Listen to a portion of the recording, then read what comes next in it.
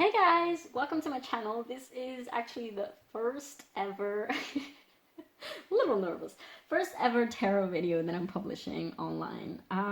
This is pretty exciting. I was wanting to do this for a long ass while, and today I was just feeling this little itch that wouldn't go away, so I had to film and hopefully upload as well on the same day, but we'll see about that. So today's reading is what is going on in this connection type of thing reading. So it's just an energy check, basically. So you might be inquiring about a romantic connection, you might be inquiring about a situationship, about a friendship, about whatever it might be. As I'm recording this intro after having recorded the actual piles, I must say that there definitely was some possibility of romantic connections, but not necessarily. So if you're inquiring about someone that is not a romantic interest of yours, then there might definitely be some messages for you as well. I must say that all three piles were extremely, they had this like undercurrent background energy that was very similar. So if you feel called to more piles, please feel absolutely free to check them out all, because again, they were very similar. They might just illustrate, they might be applicable to the same connections, but they might just illustrate, like shed light on different aspects of that relationship or that connection. So yeah, just wanted to mention that. Now for the piles, we have the Wild Unknown Tarot with this beautiful orange selenite crystal. And then we have the Moonchild Tarot with this piece of raw fluorite. And then finally we have our classic Rider-Waite Smith tarot with this beautiful pyrite cluster. So please feel free to pause the video if you need to pick your pile, your crystal, your deck, whatever you feel called to. Again, feel free to check them out all. Doesn't matter, just have some fun. And yeah, I will see you in your pile. Hi pile one! So if you have chosen this beautiful orange selenite right here with the Wild Unknown Tarot, this is going to be a reading on what the heck is going on currently in this connection. So what we're going to do is we're going to look into person A and person B, just to check the energy so that you can understand whether this is the right reading for you. If it doesn't resonate, if you don't feel like any of these two energies are either you or your person, then I would suggest you just pick another pile. It is up to you, after having seen these two energies as described here, who is you and who's your person. Now there is a chance that there will be energies, like if you resonate, there will be a chance that you might resonate with both sides in certain aspects, and this is usually an indication of the fact that this is a mirroring type of connection. Okay, so use your own discern, take what resonates, leave what doesn't. This is a general collective reading, so of course there might be some messages for you, there might be some messages for other people. Yeah, okay, so person A in this connection is being represented by a Lagoon with intuitive. How they see the other person is the Poet. The energy that person A is currently regards the connection is creation with the crown chakra. And how they in general feel about the connection is success. I know that there's no greater goal than to love. Now person B is represented by the polar bear with mystic. How they see person A is Thanatos. How person B is currently, the energy in which person B is currently within the energy, or the connection, excuse me, is growth with the heart chakra. And their general feelings towards this connection is perseverance. I know that I can do whatever I set my mind to. Now for the general energy between these two people in this connection is the number 9. And Moon with the Soul.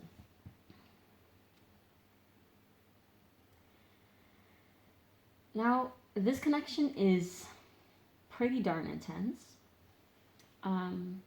These two are definitely very, I would dare to say, very spiritual, very spiritually aware people. The mystic, the polar bear mystic person has a somewhat more masculine type of energy. Like, of course, this doesn't have anything to do with gender or sex. This could be a same-sex connection. doesn't matter. But the polar bear has a little bit more of a masculine energy to them, and the loon has a little bit more of a feminine type of energy to them. I'm really getting Aquarius vibes from this one in specific, but of course they don't have to be.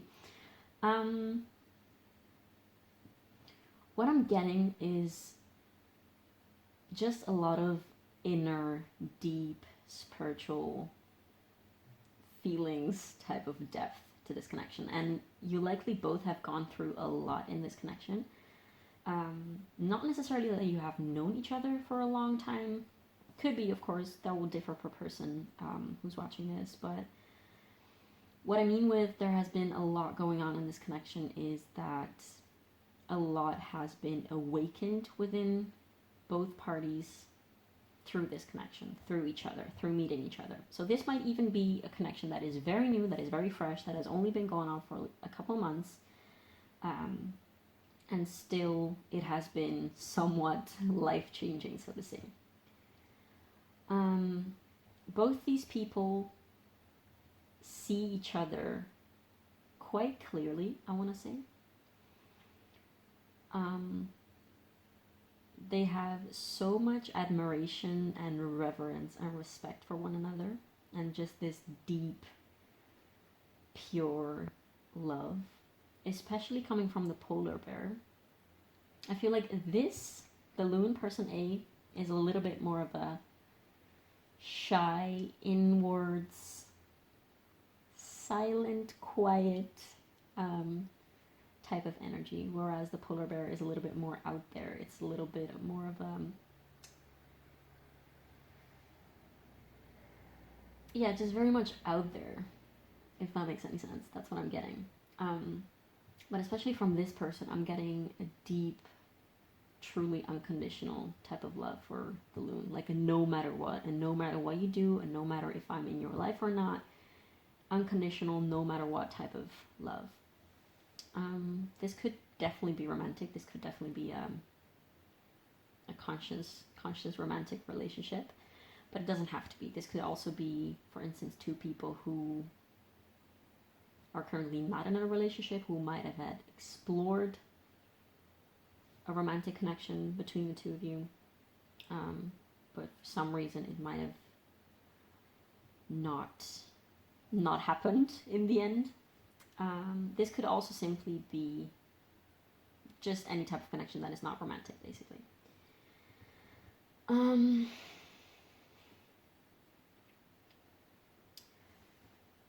Both these people have found through one another. These are highly mirroring energies for what I'm perceiving right now. Both people have had deep insights about themselves and about the world and about one another and about what love is and about what life is, about what they want from their connections in general through having met each other. And especially the polar bear person has had a lot of, I want to say, life-changing, breakthroughing, if that is even a word. This person has experienced a lot of pain through their connection with the loon person. And this is not to say that the loon person has actively hurt the polar bear person. But with this Thanatos card, this means death. Okay, so number 9 is also a number of death and rebirth.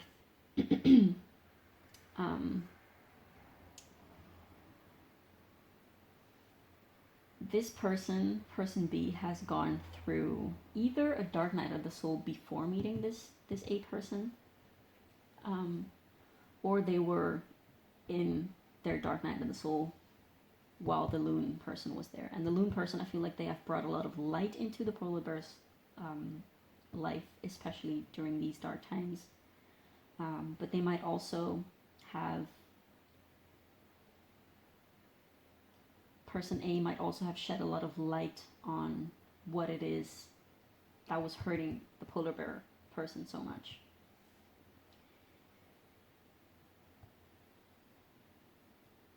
So this polar bear person, especially with this growth card, showing towards like all these plants and roots.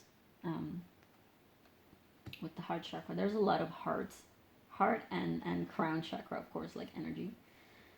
The polar bear person has experienced a lot of personal, spiritual, inner, intense growth through their connection with the loon person. The polar bear person has learned how to unconditionally love someone through having met the loon person.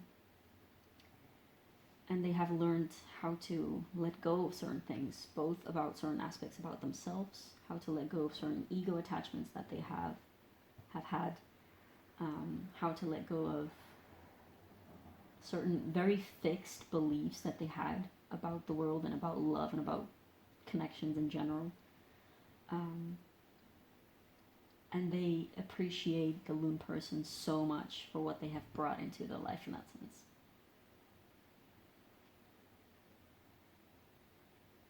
The polar bear person in specific feels deeply grateful for the pain and the darkness that they've experienced through this connection with the loon person. And yeah, again, I just want to say they unconditionally love the loon person no matter what happens. Like, the loon person has made their mark into the polar bear person's life. And that's just set in stone. That's never going to change. That is just, it's unshakable, it's unbreakable, I'm hearing. And they will do whatever it is that is in their power to keep the connection with the loon. They're probably somewhere they're a little scared to lose the loon person, because they see them as someone who is very fragile, who is very sweet, who probably, the polar bear probably doesn't think that they deserve the loon and how sweet and nice the loon is to them. But the polar bear, like, this is a mutual feeling, but the polar bear has this reverence towards the loon. And it's a very sweet, divine, masculine type of energy, and it makes me smile right now as I'm feeling this energy and as I'm talking about it. The polar bear really wants to basically do justice by the loon person. They potentially even want to give them a family one day if that's what the loon wants. They potentially would like to have them as a life partner if the loon if the loon person also agrees to that, and they, even if the polar bear person has this sort of like outgoing masculine type of energy, the loon person sometimes makes them a little shy because they touch their heart in ways that nobody else has ever done. And I feel like the polar bear has always been dreaming about someone like the loon to come along in their life, and now that they're here, they're like mind blown, flabbergasted, completely blown off of their, what is the word? I don't know, just completely blown away by the fact that this person even exists. And they have been looking for them, they have been waiting for them. And it only makes sense in the polar bear that they actually finally have met this loon person, and that they have this loon person in their life. But they're also a little, their world has been shaken. The world has been shaken by the loon's person presence in their life. Now, for the loon person, they have a very nurturing divine feminine towards, like, you could say that this is divine masculine versus divine feminine type of connection. The loon person is a very creative soul, definitely a very creative divine feminine, in touch with nature, in touch with their emotions. See, the loon person might have always also given the polar bear person some type of emotional guidance. I feel like both of these people are very I want to say misfits, outcasts of society. So people that don't necessarily follow the rules of society, or they don't follow the expectations that society or like other people that their families might have of them. They both are very much in tune with their own inner truth and their own inner purpose, I want to say. And they also have this reverence for nature, not only for each other, but also for nature. It's a very conscious, very grounded type of connection.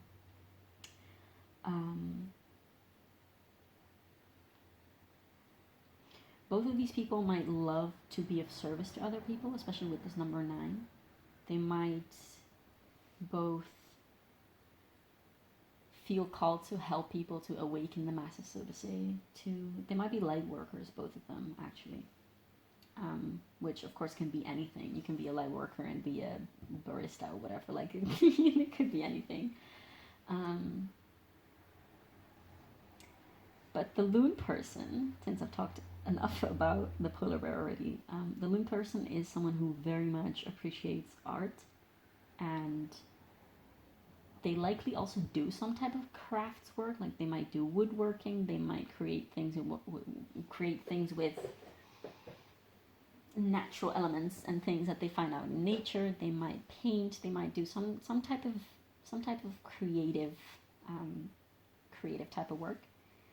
And how they see the polar bear person. The polar bear person could be an actual poet or an artist as well. Doesn't have to be. What this card truly means is that the loon sees the polar bear's person's pain, probably in a way that nobody else has ever done for the polar bear, which was already groundbreaking to the polar bear person in the first place.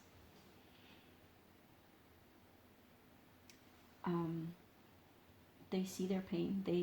The loon person knows that every single thing that the polar bear person does or creates or says is a result of this deep pain that the polar bear person has gone through. The loon person also knows that in order for the polar bear to be able to do this important work that they're doing in the world, and for their own personal growth, the loon knows that pain is necessary. It has been necessary to actually birth this power and this vision, this deep love for their work, for their creations, for the world. They know that pain has been necessary, and if that pain hadn't been there, the polar bear person would quite literally not be who they are at this time, nor would they be doing what they're doing. The loon has a lot of compassion for the polar bear,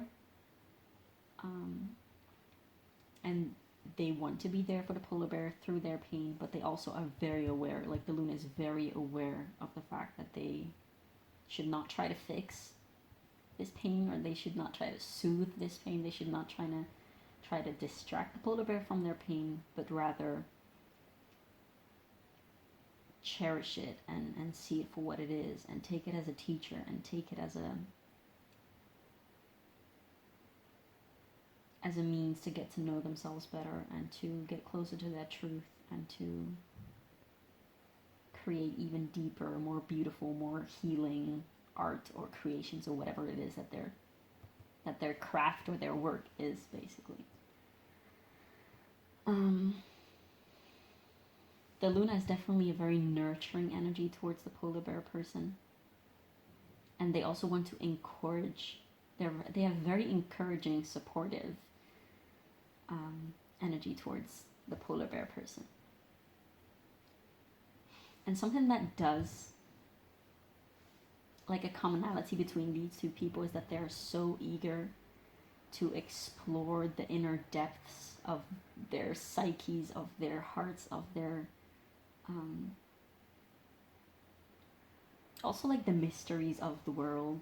I'm really getting a vibe of people who might dabble in psychedelics, especially also with this growth card, and with this card talks about a female shaman, basically. Then of course we have the mystic card and growth and Thanatos, so death. there is a lot that might lead back to psychedelic plants or like entheogenic plants. Entheogen plants? I don't know how you say that exactly, but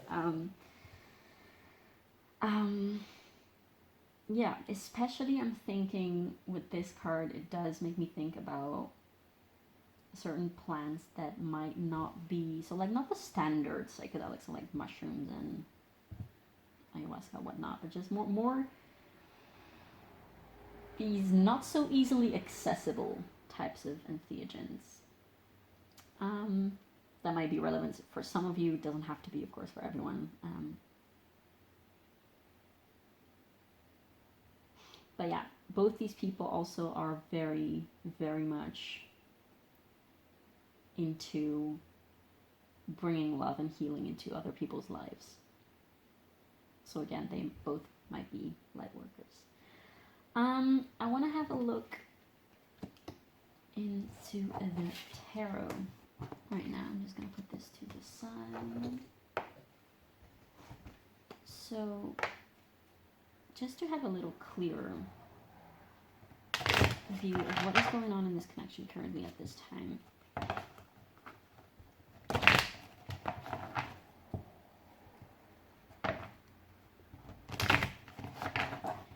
This deck was already thoroughly pre-shuffled, but just for the sake of being entirely sure. One more time. Okay, so what has been going on in this connection?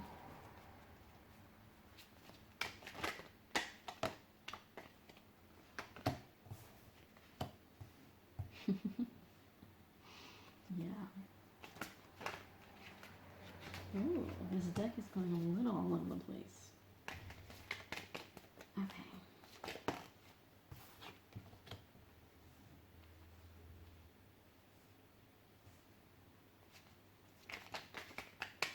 One more card, and then I'm going to take clarifiers. Let me see if everything is yes, perfect.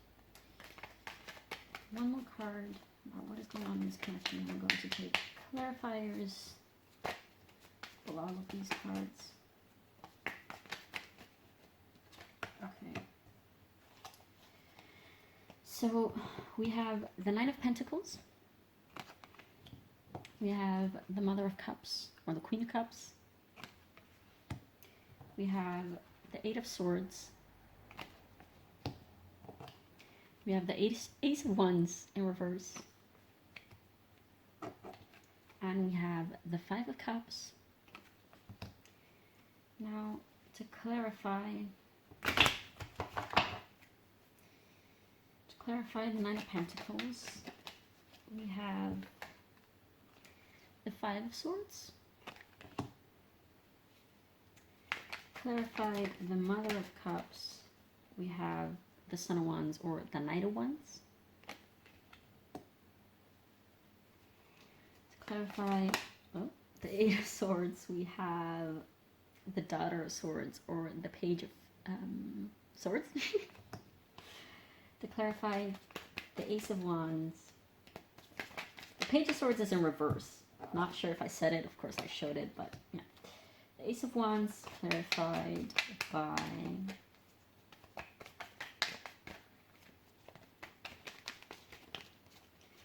Ace of Wands is clarified by the Empress. And, okay, the Five of Cups is clarified by the Ace of Swords in reverse. Oh, and the bottom of the deck is the Two of Pentacles. I want to see what's beneath there. Oh, the Daughter of Pentacles. Okay.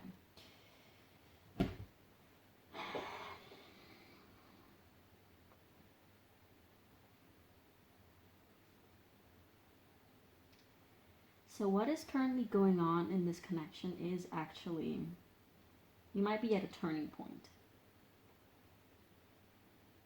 You might be at a turning point in the sense that there's these Ace of Swords and Ace of Wands in reverse, which tells me that you both might be quite unsure of what this connection exactly is. And I mean, that makes a lot of sense since you're actually looking at a tarot reading to understand what is going on in this connection.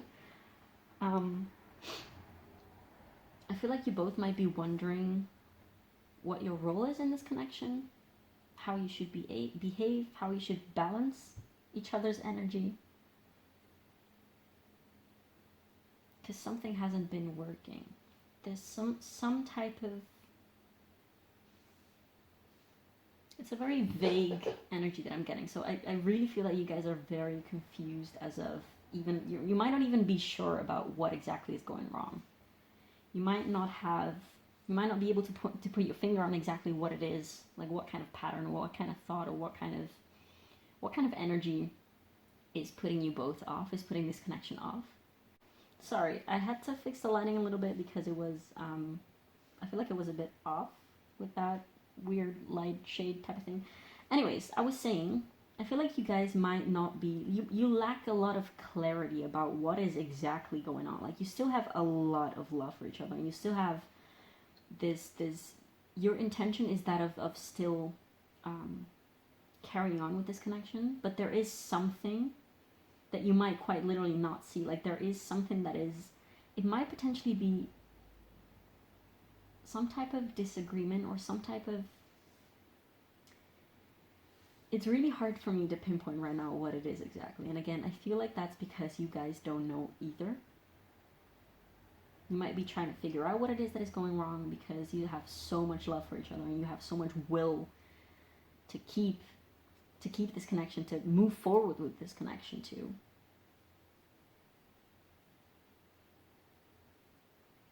But you've come at a point where you're like, I don't know what to do with this. Like, there is something that isn't progressing, and there's something that is actually probably keeping us back or blocking this progression. And we don't understand how to fix this because we love each other so much. We want to be in a connection, whatever type of connection this might be. But we just don't know where to go from here. We don't even know where to look. There might be indeed this just...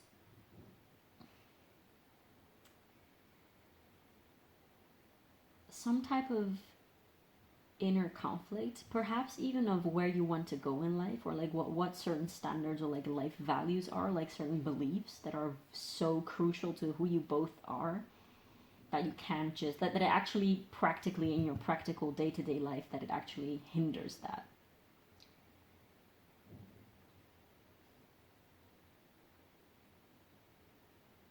You might have a lot of worry about the situation. Exactly, again, like I keep repeating that you guys don't know what this is yet, because this is exactly what is going on currently in this connection. There's something off, but you don't know what it is. That is blocking clarity, but also like this progress, basically.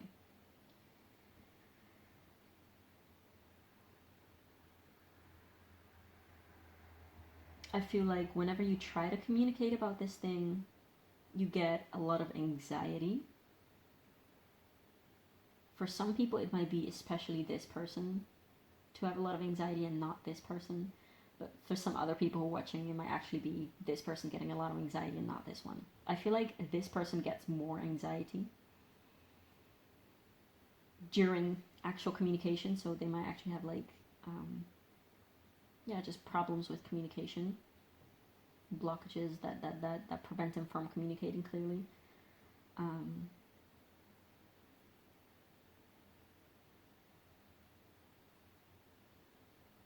I feel like actually why, especially for the polar bear person, this connection has shaken their world so much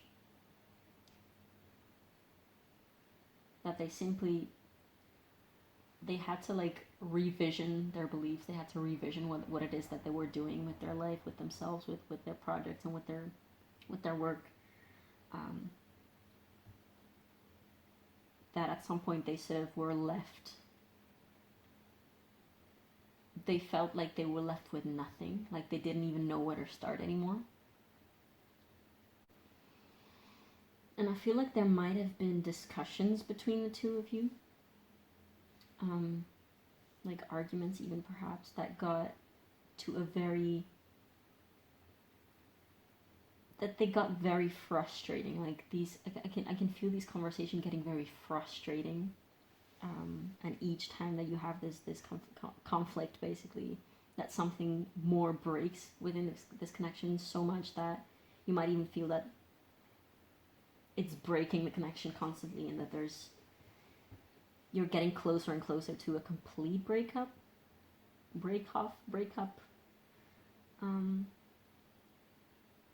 And you're both so, I want to say desperately trying to hold on.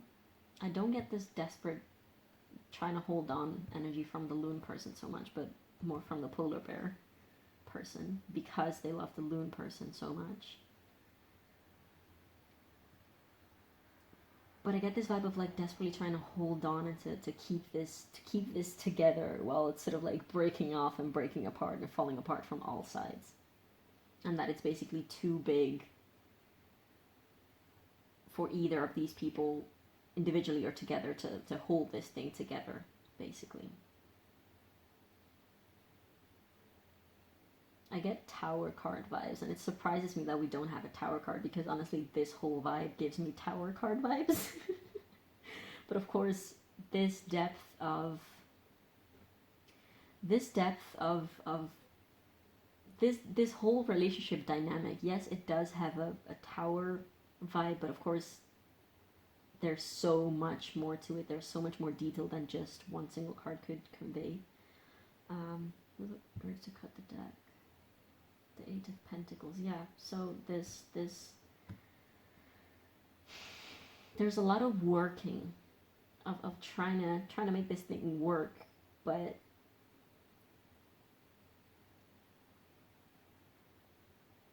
the results really struggle to be shown.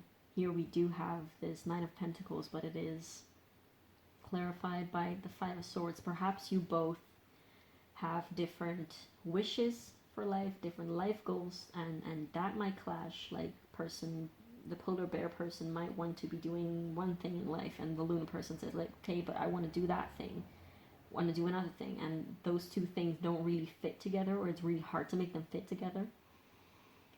So actually, like, practical matters of what you guys want to do in life on your day-to-day basis, or like as a job, as a career, as a profession, that might clash, and that might cause these breakages basically in your connection. But I do feel like you both really respect and admire the other person's vision with this Mother of Cups, sort of like looking at this Nine of Pentacles. You both are very encouraging towards each other's dreams, but perhaps there is this feeling of, what if they just don't fit together? What if this is just too incompatible to work together? Which causes a lot of worry, a lot of anxiety, a lot of mental pain, really. That's the word that I feel like saying. And it really seems like you guys are indeed at this moment seeing that there's this one thing that isn't working, and you're trying so desperately to make it work, or like to find like a third way, or like a third way, like a middle ground, a third option that might work for the both of you, but it feels like there isn't any, and you can't see how this possibly could work. But at the same time, you guys have so much passion and love for each other, and so much admiration and reverence for each other, and this will, like, you want to make this work, but it just seems like outside forces, or like that you're destined at this time to have this breakage. Yeah, and even with this Two of Pentacles, and with the on the bottom of the deck, it's like you're trying to juggle these two different lives that you might have, but it's somehow you're trying to find that sweet middle spot.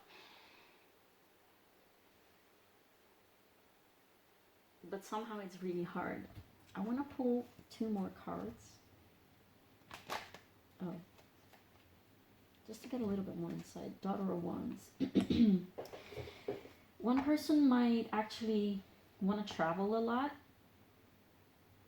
It could be either, to be honest. I'm getting different scenarios. Sometimes, for some people, it might be this person. For some other people, it might be this person. But either of you might be wanting to travel, or like might be needing to travel to do their work, basically. Which might actually, like, that might just be a desire that the other person doesn't have. So that might be something that is creating this feeling for the both of you.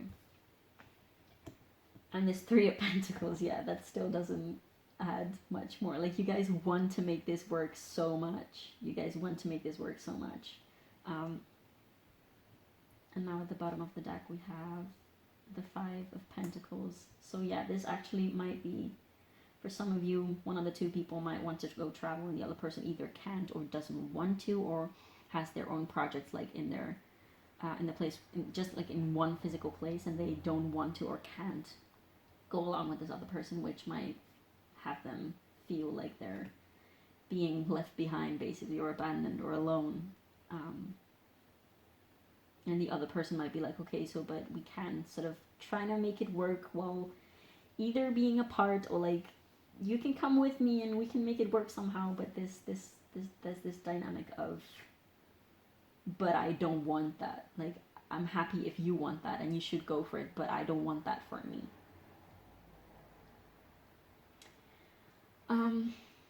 This is truthfully all I'm getting for now. I want to get a little bit of advice because of obvious reasons. This is a little bit, I don't want to end it on a bitter note. So we're gonna pull some advice. I want to take, I think, 4 of these Moonology cards. What advice do we have for these two people for this connection at this time? Okay. So we have a time for healing with Balsamic Moon. This card wanted to come out, and oh, okay. We have Void of Chorus Moon with nothing will come out of this situation. This feels frustrating. I get the frustration that I was talking about earlier. Don't let pride get in your way with Full Moon and Leo. Full Moon and Leo is actually, I'm uploading this in mid-January. I don't know when it will be up exactly, but Full Moon and Leo is probably going to be somewhere in February. I'm not entirely sure, but that might be a significant turning point in you guys' relationship. Some things might actually start, oh, okay, so we got 3. Some things might actually start clearing up, or you might have a very breakthrough in conversation during this time. Not necessarily on the day of the Full Moon in Leo, but like during that time. So we have the energies gaining momentum. So yeah, I guess that would fit with this. What do I need to release with Waning Moon? And, oh, there you go. Show the world the real you. Full Moon in Aquarius. Okay, so this is clearly, this is not advice for the relationship itself, for the connection itself. It's more advice for what to do with yourself, if that makes sense. I see that we have 3 full moons and 2, what's the word? Gibbous? No, not gibbous. Crescent moon? I'm not entirely sure, but like the thin moon, okay? This is really a call of, you need to focus on yourself. You need to look inwards and look at what the situation is telling you. Look at what you're being called to do. Like, if your passion, if your work, if your creation, like if your craft, if your work is what is important to you at this moment, then you should totally follow that. What do you need to release? It might be, this is gonna differ for every person, of course, who's watching this. It might be some ego attachments. It might actually, for some people, it actually might be an invitation to actually go follow the other person around the world. You will know if this resonates or not. Don't take my word just because this is a tarot reading and whatnot. Just use your own discernment, of course. But for most people, I feel like it actually is time to let go of this connection for now. Maybe not let go of the connection, but let go of the idea that you had about how this connection would play out physically in the material, 3D, physical, worldly realm. Because the love that is existing between the two of you is just so deep and so unconditional and so pure. It's this huge amount of love that you guys have for each other, and that's not going to change because one person is like at the other side of the world for a while, or because they're constantly here and there and going all places and you're left behind, or the opposite, or the other way around. The love that exists between you two is so unshakable that no physical maybe that's the lesson that is being shown to you, is that no matter what happens in life, you guys are still going to have that unshakable connection in your heart and in your soul, basically. For some people, again, don't let pride get in your way. Maybe it is like together with what do you need to release. Maybe this is a call to, maybe if you aren't used, this is a very specific message that I'm getting for probably a select few of you, but if you're not used to making compromises for the other person, if you're always sort of thinking like, I'm not making any compromises because I want my way, like my way or the highway, then this might be a call of like, try something else for once and actually do give in a little. And the extent to which you give in and compromise, again, is always going to be up to you. I'm not going to tell you what you have to do practically, unless there is like a specific message about that, which I'm not getting currently.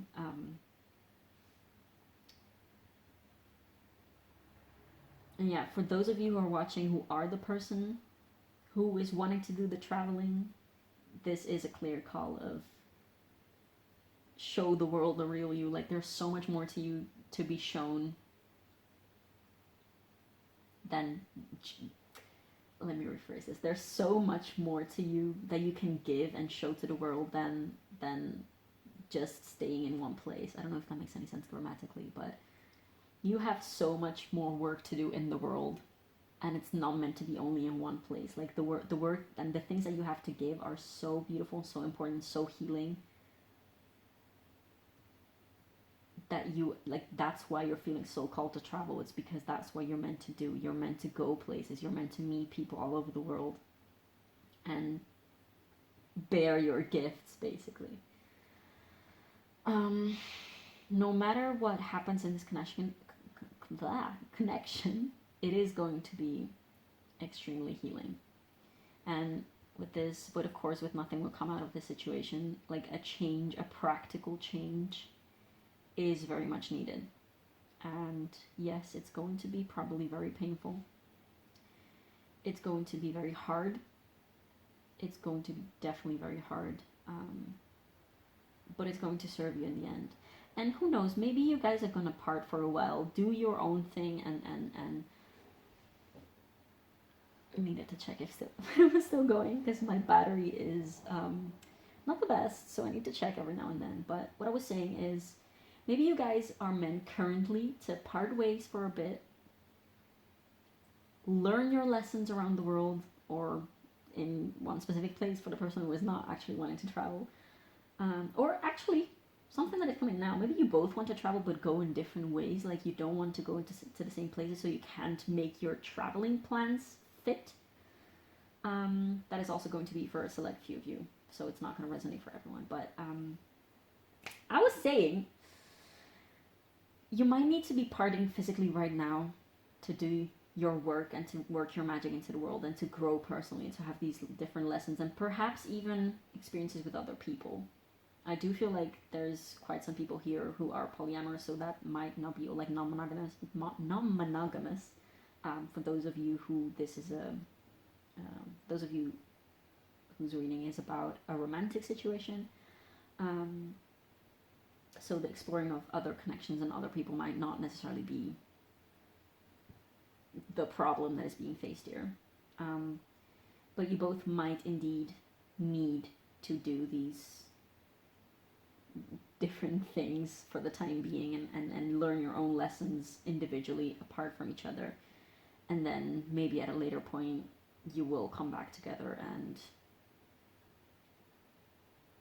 start over new again. Like, I don't have any insight on that. That was just a message that was coming through for a select few. What is sure about this connection is that there is love. There is this deep, pure, beautiful, unconditional love, and that's just gonna be unshakable. So if it's meant to work in the end, it will. And if right now it's not working, it means that there's something else to be done. If right now you can't focus on making things work between the two of you, it means that this should not be your focus right now. And I know this might be painful to hear for some people because you want to make this connection work, but you will know deep in your heart if this message resonates. So if something is currently not working, it means that it's supposed to not work because there's something else that needs your attention right now. Because you already have learned the lessons about love, about unconditional love, about being there for the other person, about seeing the other person. Like that you already have done. And now perhaps you have other lessons and other things to learn individually, which is okay. And yes, sometimes it might suck big time.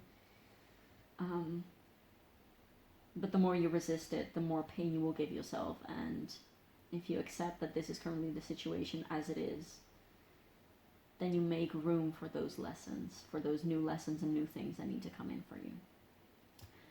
Okay, so this was quite intense. I hope I didn't wabble, blurt out random, incomprehensible things.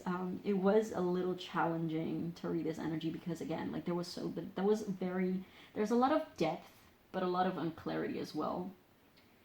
I hope this might have helped you somehow, that you got some type of value out of it. I really hope so. And yeah, definitely let me know in the comments if this resonates. And yeah, thank you so much for watching, and I will see you in the next one. Bye!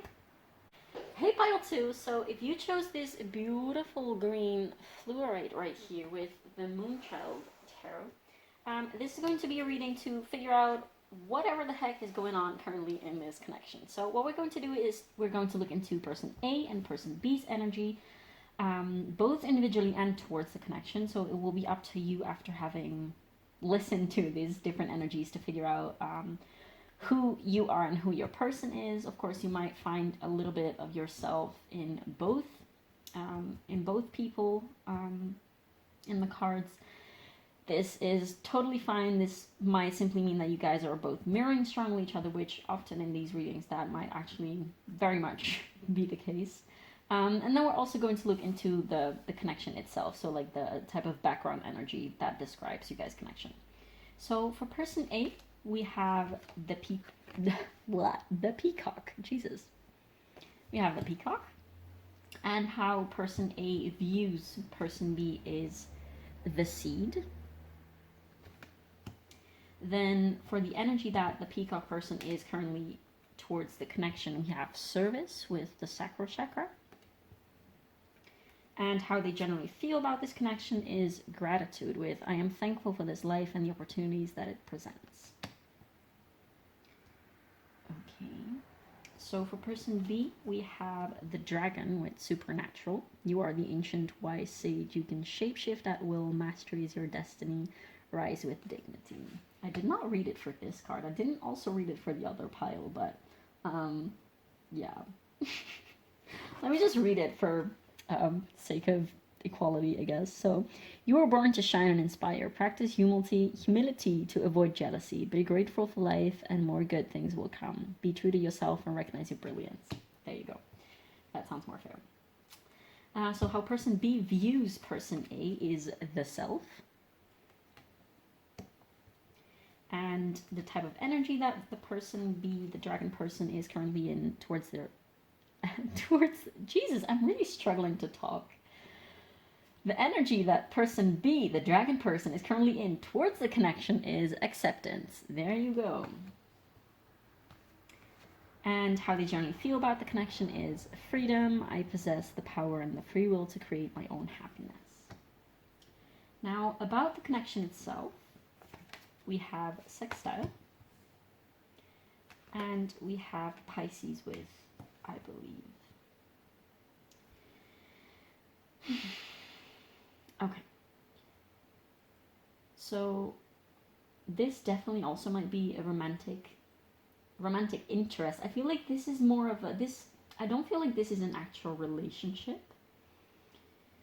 Of course, it could be for some of you, but I do, in general, get the idea that for most people, this is not an established relationship. It might be some type of situationship. It might be a runner and chaser type of dynamic. It might be a flirty situation. It might be. I do not feel like this is a friendship. And if it's just like a regular friendship, then it is a quite peculiar friendship. Let's put it that way. There is quite a spiritual component to this connection, especially from the dragon person. There's a lot of third eye and crown chakra energy, even though their energy towards the connection itself specifically is represented by the root chakra. Yeah, let's start by the dragon person. So the dragon person, actually no, let's start by describing the connection itself. So we have sextile and Pisces, I believe. So I feel like you guys, I want to say bounce off of each other very easily. Now this also, I'm so sorry. This also might indeed be a situationship in the sense that you guys might be like friends with benefits and stuff like that. But you guys have a very quirky, witty type of connection. So you might like poke each other. You might sort of like playfully roast each other. You might finish each other's sentences. Like there's this ease, this easy flowing energy between the two of you. And there might actually be a role, like some type, you might cover specific roles in each other's connection. So I feel like the dragon person is a little bit more of the active outwards type of energy, and the peacock is a little bit more of the receptive type of energy. I do feel like in general the dragon person is a little bit more spiritually aware, spiritually conscious than the peacock person.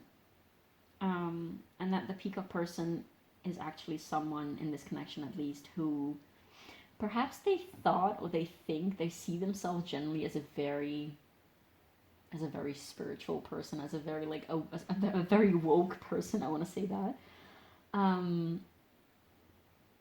But when they compare themselves to the dragon person, they sort of like shrink a little, and they're like, oh, maybe I'm not that aware. Maybe I'm not that awake. Maybe there's so much that I don't know. Like this dragon person really, I feel like the peacock person might put the dragon person a little bit on a pedestal. And the dragon person might actually enjoy that a little. Like there's this sneaky, cheeky, not in a bad way. Like I don't think that they have ill intentions. At least that's not what I'm seeing currently right now. This is a very wise soul. But they might also like the fact that the peacock sort of like looks up to the dragon person. Like they might like the fact that the peacock looks up to them. I don't feel like the dragon has an overwhelmingly like sort of like pushy energy on the peacock person. It might actually be that the peacock person goes to the dragon person to ask for advice, or like, can you tell me a little bit more about this, or like can you tell me some like books or documentaries or whatever to watch on, I don't know, like chakras or whatever, like spiritual stuff, or like sacred geometry. I'm getting those kind of things. And the dragon person is actually very happy, and they feel actually very, they get a little bit of, not an ego boost, just like a confidence boost, and like they feel very flattered that the peacock person would go to them for that kind of things. Yeah, this dragon is a little bit in a teacher vibe towards the peacock person. Not because they are like, oh, I have so much to teach you, but it's because the peacock sees that the dragon person has so much to offer and so much knowledge and so much wisdom that they get super curious towards that. And they're like, I want a bit of that. Can you please tell me? Can you please teach me? Especially because this peacock person is really, like, normally with other people, they would feel very calm. I get Leo vibes a little bit. With other people in other situations, this peacock person would feel super confident, super, just very, very confident within their abilities and within their knowledge. It might be somebody who very much values their brain and their mind and their intellect and their intelligence. But somehow, like, they might pride. I do get a little bit of Gemini vibes in this one. Like, I don't have, again, it's just like the entire energy that I'm getting. But when they're confronted with the dragon person, this peacock person is suddenly, it's sort of like the dragon person is something completely different than the type of people that they usually deal with. Also in the sense that, again, the dragon person really confronts the peacock with all that they don't know, with all that is out there that the peacock hasn't seen yet, that they haven't felt yet. And the peacock person is kind of scared or like intimidated by that, but they're also very much enthralled and enchanted by all this this inner world and like knowledge that the dragon person has. Now let's see. So how these two people view each other. It's very interesting because both of these have pearls in the middle. So I already have spoiled. I've talked already about how the peacock person views the dragon person, which again really leads back to this seed card. The peacock really feels like the dragon person has this mystical, spiritual knowledge, like that they like. The peacock's like, you know something, and you're not telling me. You know something, and this person might also be into the occult, perhaps. Yeah. The peacock person really feels like this dragon has some type of like inner magical knowledge, wisdom that they can't grasp quite yet. Now, for how the dragon person sees the peacock, this dragon person has a very quiet, confident energy. Yes, also outgoing and playful, but in terms of, they don't have like a super boosted ego in that sense. In like the, of course, like they have an identity and all that, but they're not super attached to their ego. They're aware of the fact that they have an ego, and maybe that is like the truth that the peacock person doesn't see yet, because they still quite are actually in their ego. I get like Gemini and Leo vibes from this one. Of course, like they don't have to have those placements, or you don't have to have those placements, but this is just the energy that I'm getting. The dragon person, I feel like they might have had ego deaths in the past, and they actually might consider themselves free of those burdens right now. Not that they're like super enlightened all the time, and that they're, that they literally don't have an ego anymore, but they're aware of the ego. Let's put it that way. Of course, they're still human, so they still deal with human things, and human feelings and human emotions. But I feel like they have seen things, they have experienced things. This person might be older than this person. Doesn't have to be. Might just be a very mature, wise person. But yeah, the dragon person is very aware of the ego, both in himself and also in other people. Like he knows, probably this is like a masculine energy. But this person knows, the dragon person knows that at their core, the dragon and the peacock people are the same. This person knows that at their core, they are exactly the same, that they're equals. That's also why they don't feel the need to sort of like push themselves onto the peacock. They know that of course they're happy to help whenever the peacock asks, but yeah, I just want to say like they're not too caught up in their ego. Let me check the lighting real quick. Yeah, I think that's better. So I was saying, the dragon person knows that at their core they are the same, basically. The dragon person also very much sees, I feel like the dragon person sees the peacock in a very much more accurate light than the peacock sees the dragon person. There is accuracy, of course, like the peacock, the thing is, they both see each other quite clearly, but the peacock person can't quite grasp the dragon person yet, whereas the dragon person can place the peacock person way better, let's put it that way. Um, the dragon person loves to observe the peacock person's growth. Like, they love to witness this person's growth. And they love to see how the peacock develops themselves. And they know that the peacock person is on a journey. And they know that they have a very specific role in the peacock person's life.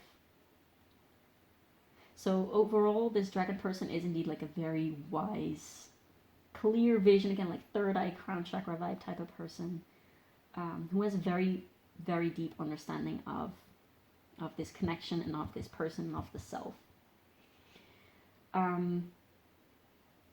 Overall, I would say this is a quite harmonious connection, but sometimes because of this like sort of like different levels of consciousness, there might be some maybe like silly idle bickering sometimes. I don't see anything too significant happening here in terms of arguments or discussions and all that, but like some petty bickering maybe.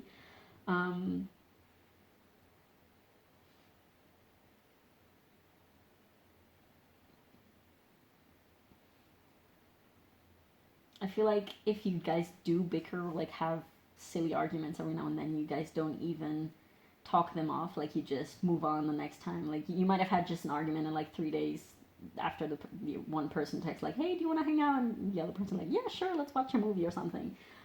Just like pretend nothing happens, and you don't really hold grudges towards each other.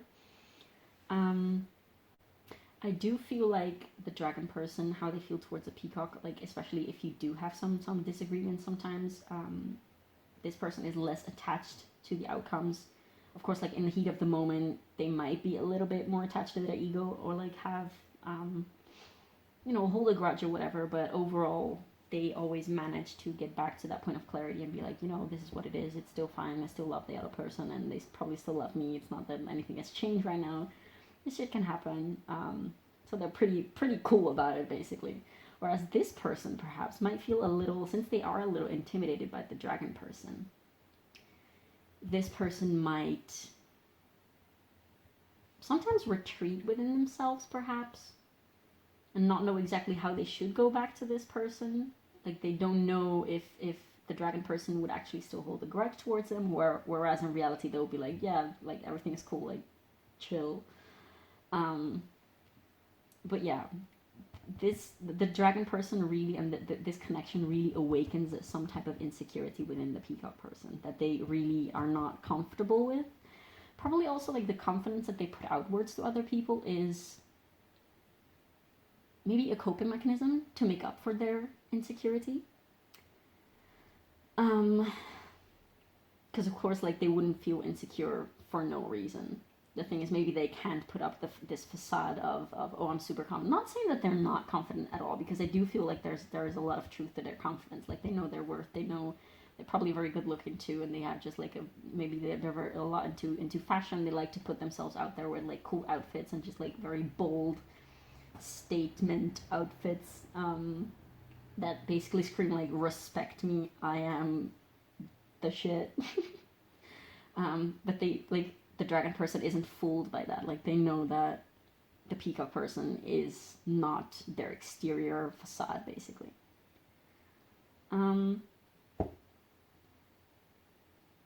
Yeah, and overall, I don't know if I mentioned that already, but I feel like it's important to mention that the dragon person, especially with this self card on how they see the peacock person, is they are aware that the peacock has a lot to discover about themselves. But they're never gonna push their views onto the peacock. Like, it is the peacock who actually has to want to have those shifts and those changes within themselves, and the dragon person knows that exactly. Yeah, they have this very overall accepting and embracing and just very, this is a chill dude in the end. It doesn't matter if they're a man or not. They're just chill. What else? Yeah, there is definitely a dreamy component with this Pisces, I believe, card. There's just a lot to discover, probably especially from this peacock's person's point of view.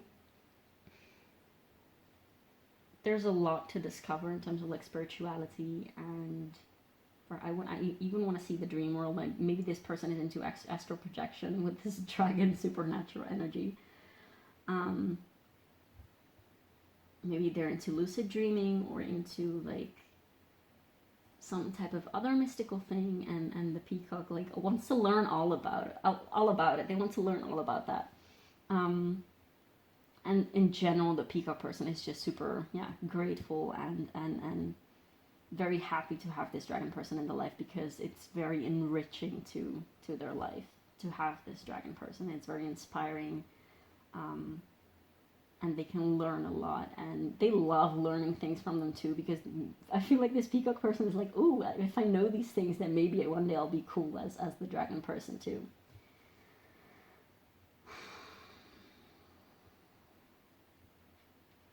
Yeah, I think that's it for now. I'm just gonna put these cards to the side a little so I can have a look into the tarot.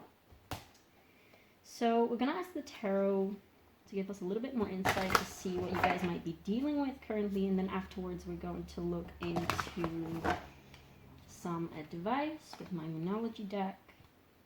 Oh, I almost bent that card there. This deck is huge. It's really hard to shuffle. Gonna have to do it. Okay. I'm gonna split the deck.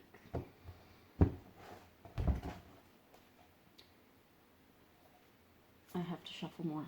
Doesn't feel right. One more. Yeah. Okay, so what is going on in this connection at this time? I'm gonna take 5 cards and then I'm gonna clarify all of them.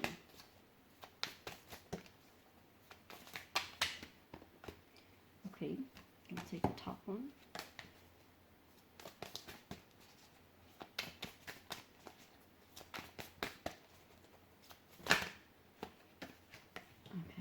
Okay, so we have death. We have the 4 of Swords in reverse. And then we have the 2 of Cups. Let me just put this right. Okay. 2 more. And then we're going to take clarifiers. I guess that will have to do. We have the 8 of Wands in reverse. And then we have the 2 of Swords. Okay, guys, what the heck is going on here? This is interesting. Now I want to shuffle one more and take clarifiers to all of these cards. What about the Death card? What is it about this Death card? Okay. To clarify the Death card, we have the Knight of Swords. Let me see if it's in. You can see it, but oh well. You gotta trust me that it's there. What about the 4 of Swords? What about the 4 of Swords? Okay, so we have the 5 of Wands, which wanted to come out in a reverse.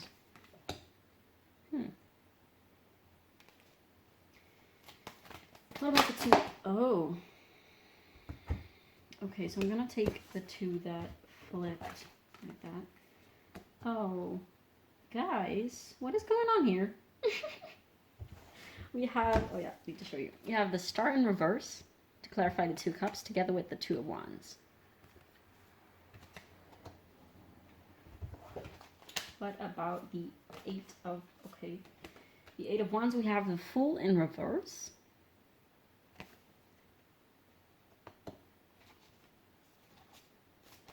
What about the 2 of Swords? Okay, we have the 7 of Pentacles in reverse. And on the bottom of the deck, we have the 6 of Pentacles in reverse.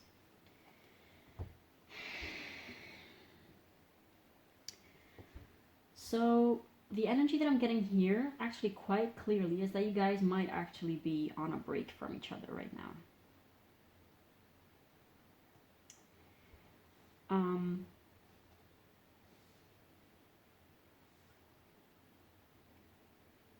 You guys might be on a break from each other right now, probably because I sense some irritation.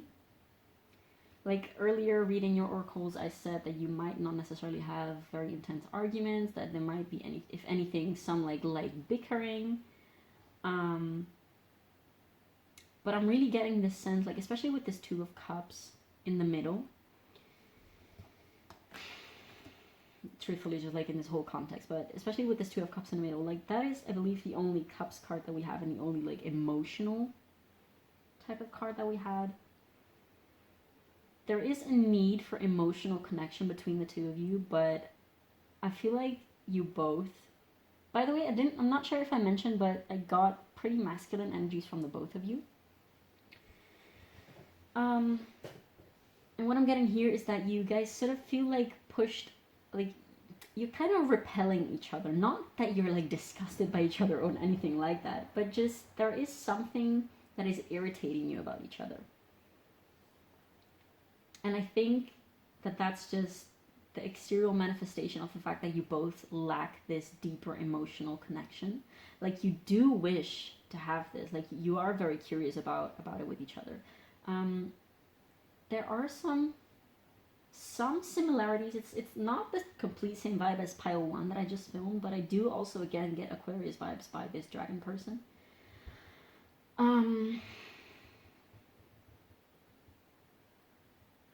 Yeah, and I feel like you guys lack this emotional depth from each other, and I feel like probably neither of you is very comfortable. Like neither of you is very comfortable expressing emotions usually. Not with your friends. Like you're both pretty much used to playing it cool, especially the peacock person. Playing it cool with friends and family and just like not have any type of like emotional depth conversation, or like talking about your fears and talking about your inner desires and like the depths of your soul and whatnot.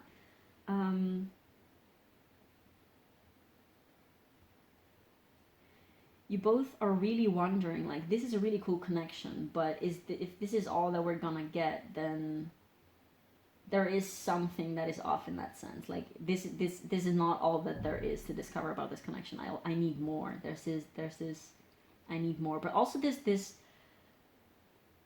repulsion towards actually opening out towards each other, towards one another.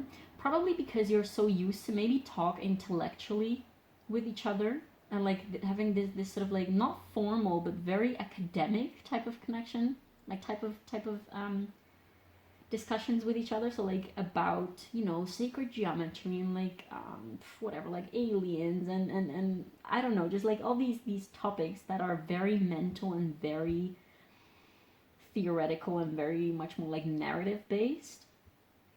But there's there's not much emotional depth at all, actually, I'm feeling like. And I feel like this is what is hindering this connection.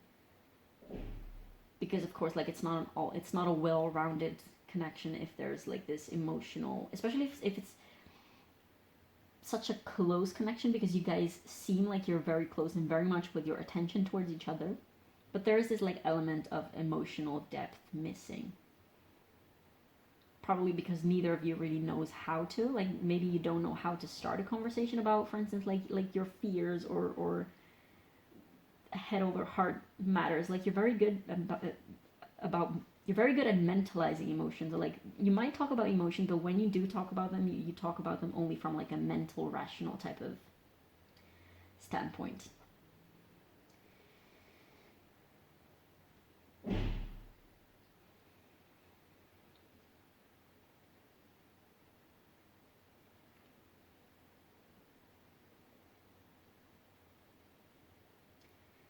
And truthfully, there is this sense of where do we go from here? Like there's this sort of like I don't even feel like talking to you right now towards the other person, because I don't want the same stuff over and over again. Like we've had that already.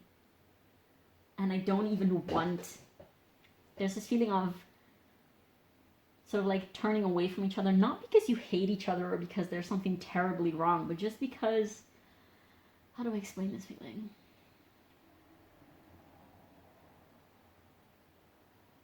Just because you don't feel like doing the same type of conversations or like same type of confrontations over and over again. And especially with this Two of Wands explaining the Two of Cups, like you guys know that there's more, like you're probably both very curious about like the inner depths about one another. And also like you might also both be very much eager or like willing, wanting, especially, I feel like especially this peacock person. Because I feel like this peacock person is, again, like much more in their ego, a little bit more stuck in their ego probably than the dragon person. But I feel like the dragon person, maybe all this like spirituality, like the wiseness to them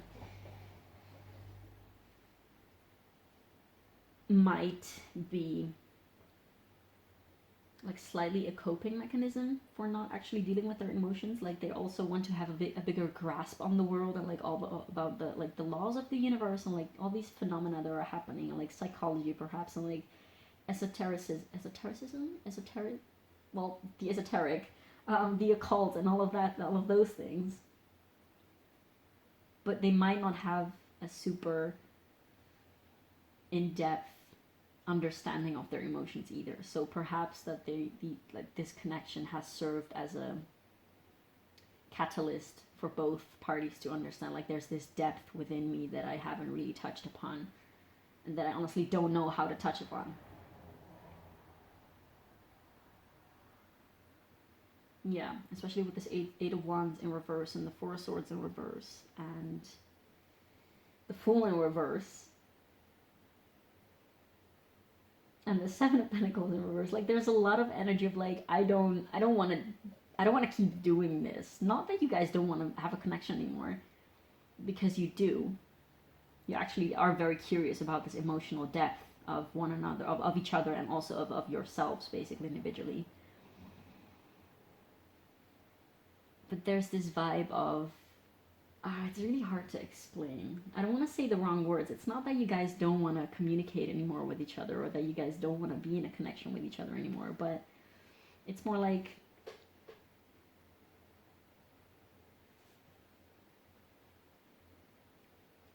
it's like you're a little tired of talking only about the universe and only about, the usual things that you would talk about. You want more. You want that depth. You probably need that. Probably something. You probably both are experiencing some types of very big changes within yourself, also within the mind, but also emotionally. So you might be in a place right now where you can't do the same types of conversations again. Like you might not have the mental energy, especially with this Four of Swords, or like the Two of Swords and the Knight of Swords. You might not have this mental energy to talk just about aliens and about ancient Egypt or whatnot, just like those things. Like you don't have the mental energy anymore. Like you need to look into your emotions. You wish you could talk about your emotions, but you don't really know how to. First of all, in yourselves, but also, and I'm feeling this especially from the peacock person, especially within yourself, because you're not used to diving deep into your own emotions, but also you don't really know how to start a conversation with each other about deeper emotional things. And you feel like if you do meet up, if you do talk, that it would just be this feeling of, I hope we're not going to talk about, all those things that we usually talk about like aliens and all those things.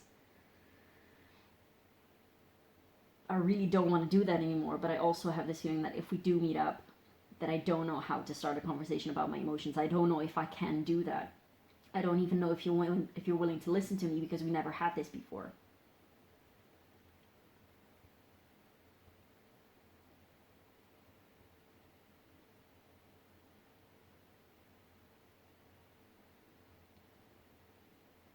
And this underlying current feeling that is going on between the two of you,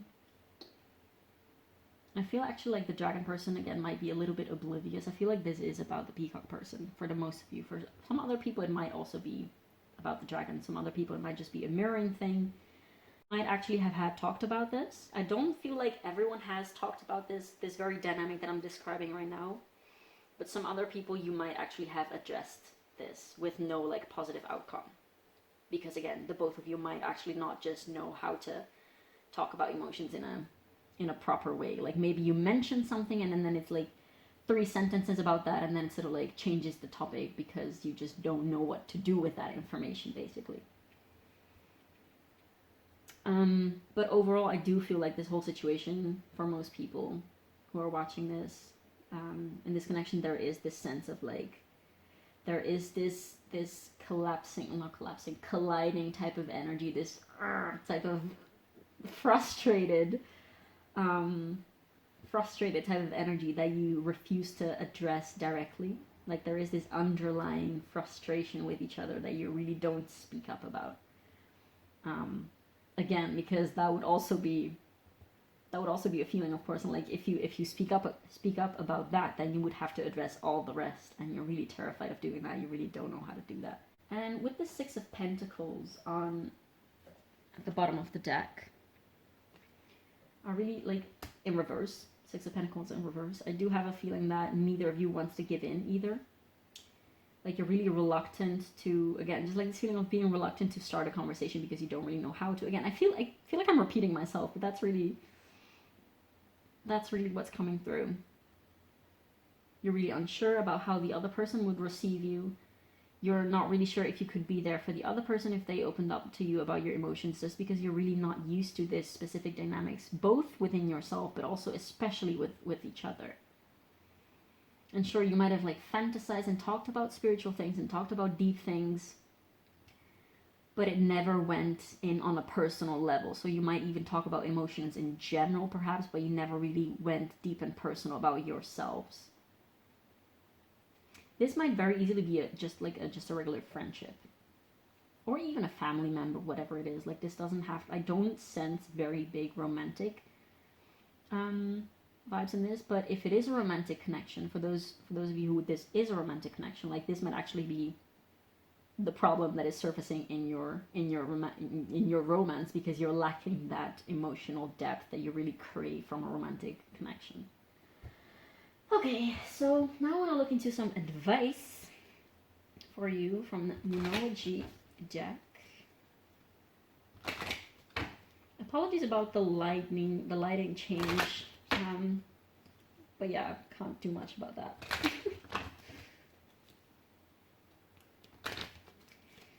Okay, so I'm not taking reverses with this deck. Okay, thank you. This one wanted to come out. Balance spirituality and practicality with the full moon in Pisces. Yeah. So Pisces is a sign that is coming through here. We also have Scorpio energy. We have Aquarius again. We have Aries and Aquarius again. Oh. We have air signs. Don't let pride get in your way. See, this is also the card that came out in the previous pile. So if you felt called to pile 1, you might also want to check that, because there are some types of similarities, especially with this Aquarius energy that I'm getting. But other than that, it's quite a different vibe that I'm getting from the 2 piles, so not necessarily, might not resonate with everyone. Okay, I'm going to take these 2 both. We have, what do you need to release? See, this is also a card that came out in the previous pile. And step out of your comfort zone. See, this is truly, this whole spread is an invitation of looking at your reluctance to talk about your own emotions with each other, and of honestly, yeah, this is an invitation of overcoming that. And of course, how can you do that if you actually go to the other person and swallow your pride? If you're the peacock person, you may feel yourself very much called out in this spread, because yeah, this is this is a lot more direct towards the peacock person than towards the dragon person. If you are the dragon person and you do recognize that you're feeling like super frustrated because like, yes, I know this is exactly what the peacock person is struggling with, then either send them this video if you feel comfortable to, or perhaps try and I don't know, make them feel comfortable somehow if that's something that you want, if that's something that you feel called to do, so that they feel safe to open up. Like maybe ask them questions, because they might not have the impulse to like actually be like, hey, you know, I've been really in a lot of pain recently and I feel so anxious that I don't know what to do with myself. Like they might not want to open up about that, but if you ask them questions like how is your heart lately, like is there anything that you be like, I don't know, even send them a text message, because via text message it might be easier for people to open up. I want to take 2 more, because for the other pile we also have 2 more. But yeah, there is definitely in this connection a very big need to balance this spiritual, ethereal, intellectual with the human. Like, how are we doing as humans, okay? I feel like you both might really talk a lot about like cool otherworldly things and like be a lot of in your like higher chakras for that, if that makes sense. But there's a lack of like, okay, so what are our silly little human problems that we're dealing with? And again, you might not necessarily have them with each other, but it's definitely something that you might be struggling with currently. Okay, so we have the new moon with a new start is coming. So yeah, this is definitely an invitation of opening up a conversation about these kind of things and about anything that might be troubling you, so that you can sort of like get out of this weird state in which you're both like sort of like might not be even talking to each other currently. You're still on each other's mind very much. But yeah, your connection is not really going anywhere at this time because of this, I guess, communication issue, like vulnerability issue. It's not even communication issue because you communicate a lot, but it's a matter of vulnerability. Now one more card, one more advice card for pile 2. One more advice card for pile 2, please. Oh, okay. So what we have here is a win-win outcome is forecast with full moon in Libra. See, this is, you guys. Like, I'm sure that if you guys would open up about each other, like, it would be completely fine. You would be so relieved. You'd be like, wow, I didn't even know that we could do this with each other. Like, I didn't even know that it could be this cool. Like, I was so scared for nothing. I had all this anxiety, and I'm realizing that this anxiety is just like my own, like I was making a problem through my anxiety. It was not that there was actually something wrong here. It was just, I can't believe that I've been so holding back, because this actually feels so great, and it feels like we have made a new start and we have had like a whole turn in our relationship. Yeah, so I think this is it for you guys. Like, this is really an invitation of, it's okay, it's fine, just acknowledge that you have this fear and anxiety about opening up with each other about deeper things. Just don't be afraid. I know it's easier said than done, but don't be afraid to be vulnerable with each other, because that truly will give so much more depth and so much more meaning to your relationship, like to your connection, whatever type of nature that this also indeed might be very much like a parent or something, or like a grandparent, or like an uncle, whatever. This is an invitation of taking your connection to that next step, because you both really need it and want it. And like, don't be afraid to make mistakes, like to say the wrong thing. Like, as long as you listen to the other person and let them feel heard, you don't even have to provide advice or anything. Just like make the other person feel heard and seen, and being open to see what is beneath this like surface of like greatness and awesomeness that you both present to the outer world. Yeah, I think that's it for you guys. Please let me know in the comments how it resonates. I would love to hear. And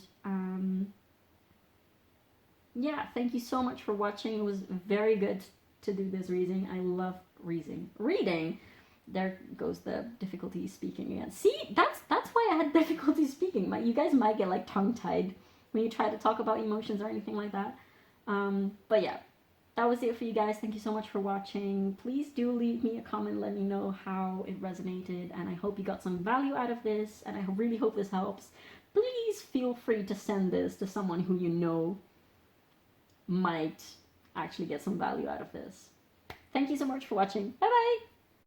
Hey Pile 3, so if you chose this little Pirite cluster crystal mineral thingy right here and the classic Rider-Waite-Smith tarot.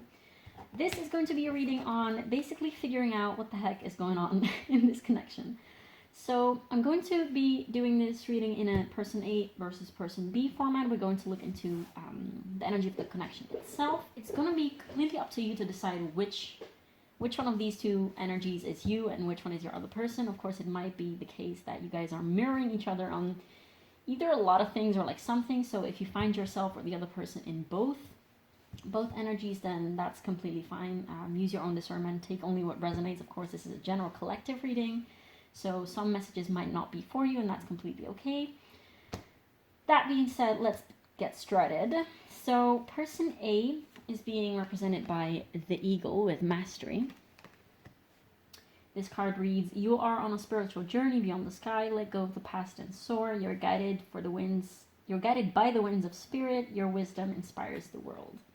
Now, how person A views person B is the healer. The energy that the eagle person is currently towards the connection is expansion, which is the throat chakra card, and their general feelings towards the connection is balance. I bring a state of perfect harmony into the world, and I do so without judgment. Now for person B, we have the Orca Wheel with adventure, and this card reads, dare to do things differently. Sing your wild song. Manifest your travel dreams. Attempt the great journey with confidence. Be loyal. Friends and family are your treasures. Be brave. You are more powerful than you know. And how person B sees the eagle person is the vow. And their general energy towards the connection is the prayer with solar plexus energy. And their general feelings towards the connection is purpose. I know what I'm here to do. Now, let me fix this a little because this is not very satisfying. Okay, so the general energy of this connection is first house. I'm going to show you. And then we have Libra with I balance. So, I must say that I have filmed both piles before this one, and this is the last pile that I'm filming. All these energies of all these piles are very similar. Like there's a very similar dynamic to all these connections. So if you were felt, I have a lot of trouble speaking today. If you felt called to either pile 1 or pile 2 as well, besides this one, then definitely go check that out because there might be some things that need to come through to you. First things first, there's a lot of masculine spiritual energy in this pile as well. All 3 piles were very spiritual.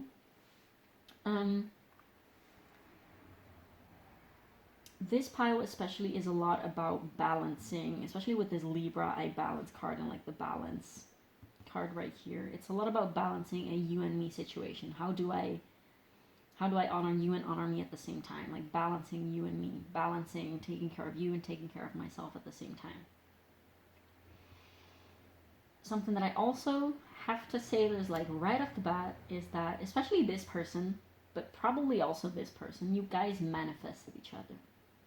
There's a lot of solar plexus energy. Also with, of course, like this color, this card, but also with these like yellow tints right here, as well as third eye energy and third chakra energy. So those chakras might be relevant to you somehow. Again, just like in all the other piles, this person feels a lot more spiritually awakened. Wow, I'm really struggling. I'm sorry, guys. This person feels a lot more spiritually awake than this person. So like this person is sort of, they know what unconditional love is, and they have a lot of that to offer to this person. Like they unconditionally love this person. This doesn't have to be a romantic relationship. This definitely could be, but it doesn't have to be. Could be a friendship, could be a family relationship, any type of connection. This person has a lot of unconditional love for this person, and I feel like the eagle person has a lot to learn about unconditional love from person B, the Orca will person B. The Orca will person is a lot more clear about what their purpose is in life. Also with this card, of course, like what their purpose is in life and like how to manifest. I feel like they might actively have manifestation practices, or they might just like have come to a point that it's so effortless for them to manifest things in their life. They don't even need like props and tools and like journaling to manifest things, because they're so clear in their energy and they're so clear on what they want that they just manifest things effortlessly, just like that. They know that their thoughts, actions, and beliefs, and just like their general attitude in life is what manifests what's next for them in life, basically. And I truly believe that they manifested this person. Like they were manifesting this person, either consciously or subconsciously. Don't know about that, but they would just manifest in this person. And when they came into their life, this Orca world person was like, oh, yeah, I manifested you. I don't feel like this Orca world person was expecting exactly the dynamic that has been going on with this eagle person. So there might have been a lot of like surprises in that sense, or a lot of confrontational aspects to this connection that the Orca world person was not expecting necessarily. So I'm getting sort of like a vibe of, oh yeah, I was manifesting you, but I didn't, like, all these difficulties and like problems and things did not come with my order. Like, what is happening here? It's like they placed in an order to the universe for the ego person to come in, but then the ego person came with like all these side things that of course the Orca world could not know about, and they didn't necessarily ask about. This is not in a bad way, by the way. It's not that they hate certain aspects about the eagle. They're like, okay, well, I was just not expecting this. Like, there's a lot of facets to the eagle person that the Orca world was not familiar with before. And this connection with the eagle person was very eye-opening to the Orca world person, if that makes sense. It's been very eye-opening. Like, even more, like, they already were pretty spiritual and, like, with a very woke third eye, I want to say. But this connection with the eagle person, just like observing how the eagle person goes on in life, and observing aspects of this eagle person and how these two people connect with each other, really gave much more clarity, gave a lot more insight about life and about connections and about people to this Orca world person. Again, like very similar energy to the previous pals, but not quite exactly the same. But yeah, all these paths are very much interconnected, so please do feel free to check them out if you feel like. I feel like this eagle person, maybe this eagle person was subconsciously manifesting this Orca world person, but I feel like this eagle person, first of all, again, they're a little less spiritually advanced. They didn't even know that unconditional love of this level that the Orca will person has towards them existed before meeting them. They might have like fantasized or dreamed about it, but they were really sort of like amazed when they encountered this Orca will person. It was sort of I feel like the Orca will person came out of nowhere, and suddenly this Orca will person was in their life, and they were like, holy shit, now this is I such a loving person in my life, and how does this even work? Like a little bit of a confusion type of energy towards the role of this person in the eagle's person's life. So there's like this juxtaposition. Is that a word? Juxtaposition? Oh, an opposition of energies. Like this person has a lot of clarity. This person has a lot of confusion, basically. They know that they have a lot to learn, and they are basically on a journey of learning.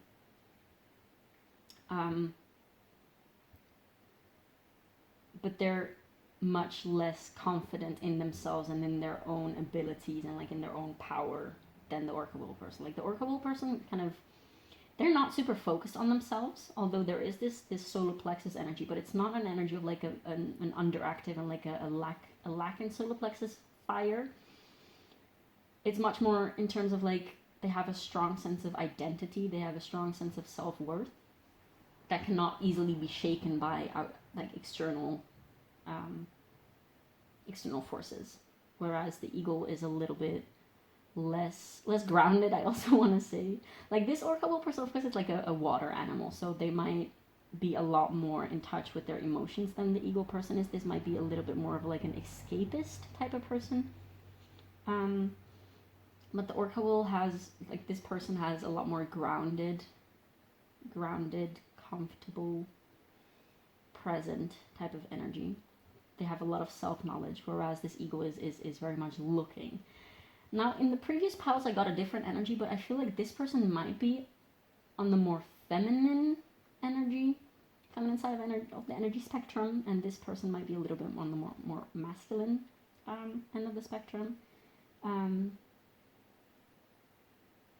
And I do also feel like, of course, this is going to differ, like, it's not going to resonate with everyone, but the eagle might be a little bit older in age, and the orca will might be a little younger, which might also be confronting or confusing to the eagle person, because they're like, but like, I lived for longer. How is it that the orca will person is so much wiser than me? Like, how is it that they have this inner depth that I never even came close to know about myself? Like, how does this work? So the orca will is a little bit discombobulating to the eagle, but in a positive way. Like, they're flabbergasted at this orca will person. They're like, wow, how is this even possible? Like, I want to know more. How did you do this? How did you get there, basically? Because the ego is constantly on the search. It's constantly looking for what is the secret of becoming so confident and having all this knowledge, and like what is just like always looking for the answers on the outside of themselves, basically. And this is also how they see this person. They see them as a healer. They're like, oh wow, so you can give me this, like, this sweet healing nectar, basically. You have something that I can take. Maybe even literally speaking, like, do you have some, like, tips on what to do, or what to, like, journal prompts, like some type of tincture or whatever that can help me with these things? Like, this person might actually also like, again, similarity with the previous pause, but this person might also dabble in actually making, like, natural remedies and stuff like that. They might actually create or blend things, or I don't know, just like make some type of, like, natural medicine. And this ego person might be very interested in those things and be like, okay, so what can I use? Like, what can you give me, basically? I have that type of energy from this person's point of view. And I really feel like the orca person might even, like, towards this attitude that I just described from the ego. The orca is very aware of the fact that it doesn't work like that. It's not that you can take something or use something or, like, look somewhere else. Like, the orca person knows that outer journeys are only they're just a reflection of your inner journeys. So it's not about looking into a different place. It's not that if you looked into remedy number 1 and it didn't work, then probably remedy number 2 is going to work, and if that didn't work, then probably remedy number 3 is going to work. The orca will person knows that all these 3 methods teach you something about what works and what doesn't work, and they give you something to work with, and they teach you something about yourself. They know that healing is not about the destination, about taking the right one thing that is going to fix you. They know that it is a journey, that all those things that you use before getting to, like, the goal, or, like, before healing, they know, first of all, that healing is not a destination, but it's about the journey. Like, every single thing that you do in your healing journey, that is the healing that you're doing, if that makes sense. While the ego really thinks, like, oh, I am here and the healing that I need to be doing is right over there, so I'm gonna go there and I'm gonna fix everything. Well, the orca person knows that doesn't work. And perhaps they have even tried to explain that to the ego person. But I feel like the ego person might be a little stubborn in that sense and be like, yeah, okay, but you've done all these things. Like, you will know what works and what doesn't. And the orca person is like, yes, but the things that work for me might not work for you. And your body and mind and your history and your traumas are very different than mine, so everything that works for me doesn't necessarily apply to you too. In a very loving way, that is. The Orca has indeed also like a lot of clarity on they might have a lot of clarity on the ego person's like blockages and like ego attachments and limiting beliefs and all that, and they see how the Orca person really sees how the ego person perpetuates those very things that keep them blocked. Yeah, the ego person has a very, very somewhat naive and stubborn type of energy. A little bit, I guess Aries energy could apply for this person. It doesn't have to be necessarily, of course. It's just the type of energy that I'm getting. Also, especially with this, it's interesting because the first house is, of course, like the house of Aries, and then we have Libra, which is like the opposite.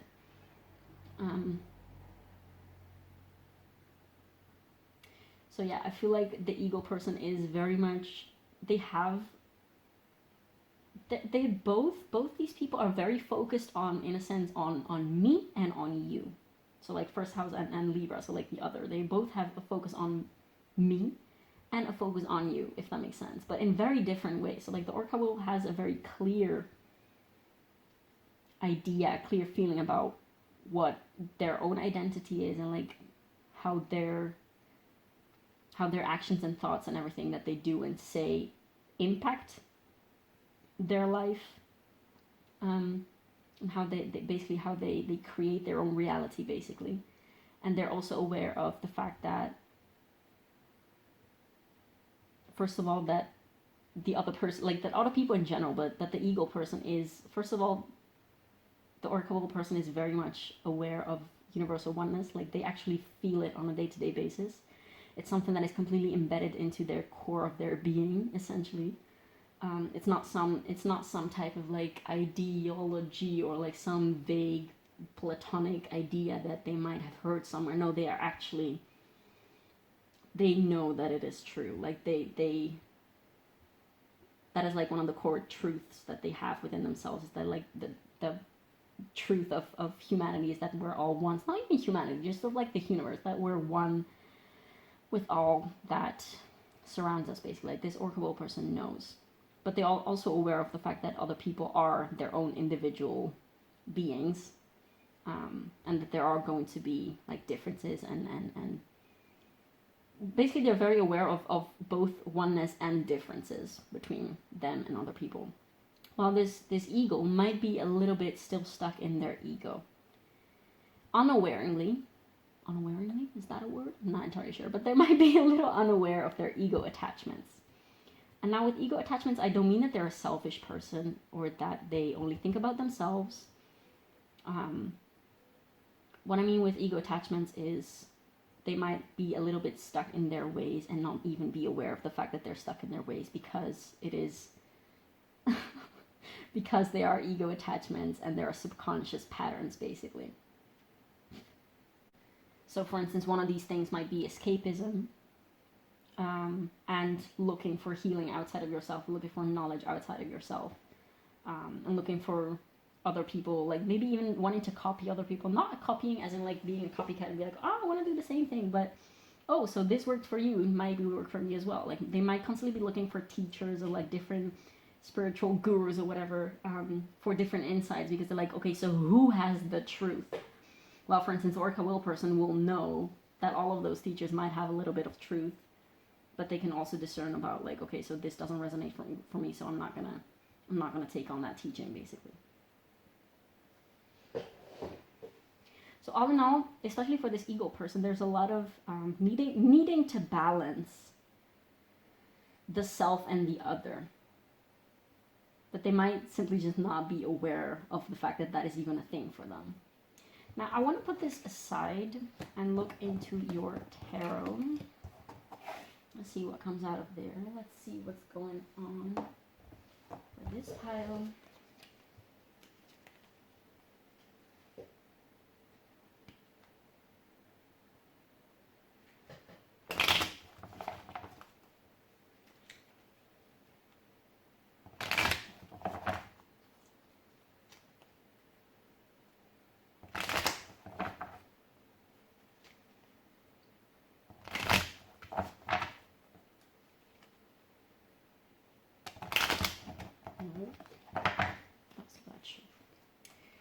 Okay. Okay, so what else is going on currently in this connection? Okay, so we have Six of Cups in reverse. Let me see if it's in screen. Yes. What is going on currently in this connection? What is going on in this connection at this time? We have the moon. Oh, so we have the moon card. We have the Four of Swords in reverse, which also came out in the previous pile. So again, similarities. And the Two of Swords, which also came out in the previous pile. I'm going to take one more card and then I'm going to take clarifiers for all of these cards. Like, what else is going on in this connection? Okay, so we have the King of Cups. What about the Six of Swords or Six of Cups in reverse? We have the Magician. What about the Moon? What about the Moon card? We have the Six of Wands to clarify the Moon. What about the Four of Swords in reverse? We have the Eight of Cups, which also came out in one of the previous piles. Again, I feel like there's a lot of parallelism, at least, between all these piles. What about the Two of Swords?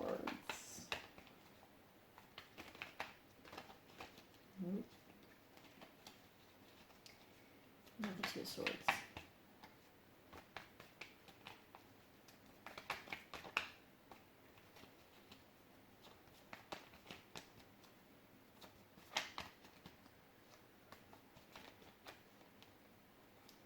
Okay, so we have the Knight of Swords in reverse. What about the King of Cups?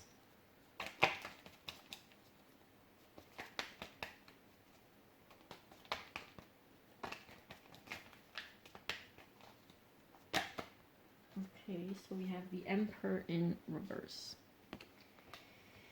And at the bottom of the deck, okay, we have the King of Swords. Let's see what's behind the King of Swords.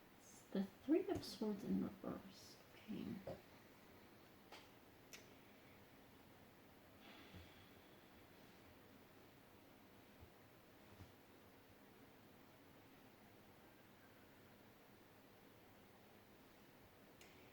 Yeah, this is, again, very similar energies as the previous piles. So there is this general feeling of things are not as they were. Things are not as they were. Something here has changed.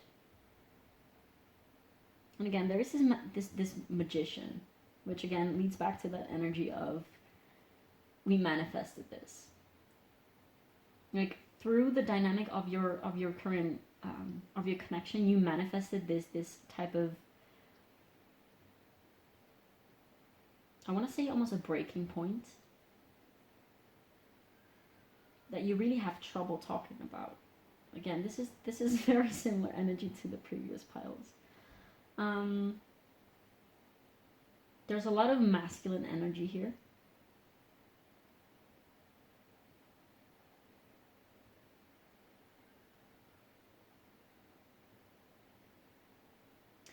And I feel like there's a lot of unspoken feelings, things, issues, just deep emotional matters that really have not come out between the two of you.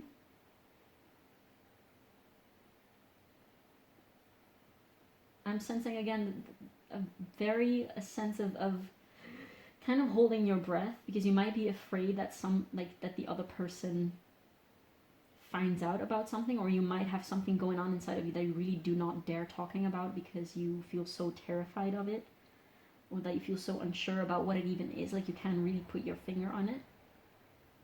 So you're kind of pretending that everything is fine on the outside. You're putting on this mask of like, oh yeah, everything is fine, and everything just like everything is okay. Like we don't need to talk about anything because there's nothing to talk about really. So like it's all good. It's all good. Well, truly there is some degree of pain and also degree of refusing to acknowledge it. Like the reason in this pile, the reason why there's this refusal to talk about things is the refusal to acknowledge those things.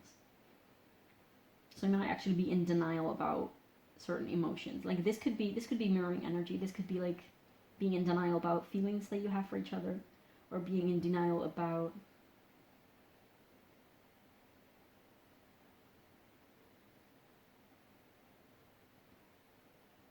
for some of you, I'm hearing denial about not having any feelings anymore for each other.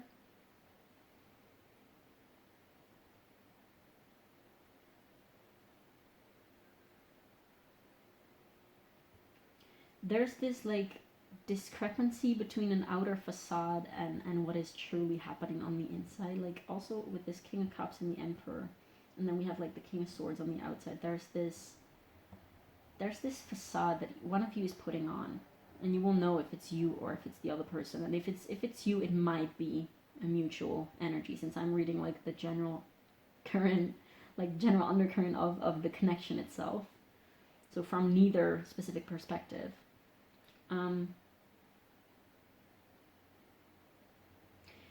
For some of you, I'm also hearing like you might have hurt each other. Like one of you might have hurt the other person, or you might have both simultaneously hurt each other. Or you might have done something that you're not ready to disclose to the other person. Like you're not ready to disclose to the other person how you feel. Like for some of you, I'm hearing perhaps that this person, like if you're not in a relationship with this person, that they might have, I don't know, made out with someone, or like slept with someone else, or like started dating some other person, and the other one in the connection is like, oh, well, that actually really, really hurts me. But I don't dare telling them, probably because you don't have this there's a little fly thing. Okay, do your thing, buddy. Yeah, you might not want to limit the other person, or you might not want to sort of like sound as a burden. You might not want them to think, oh, why are you whining, or why are you clinging? Like I'm my person. We're not stuck together. We're both free to do whatever you want. So the other person just sucks it up and doesn't speak about it, but as a consequence, you feel really isolated from one another because there's this whole inner world that is not being disclosed out of fear of judgment of the other person, out of fear of not being understood by the other person. Even with this Two of Swords, with this person being blindfolded, perhaps you just want to, like, if this is you, perhaps you're trying to ignore those deeper feelings that you might have. Like, I feel like if there are deeper feelings involved here, you might just play it cool with each other.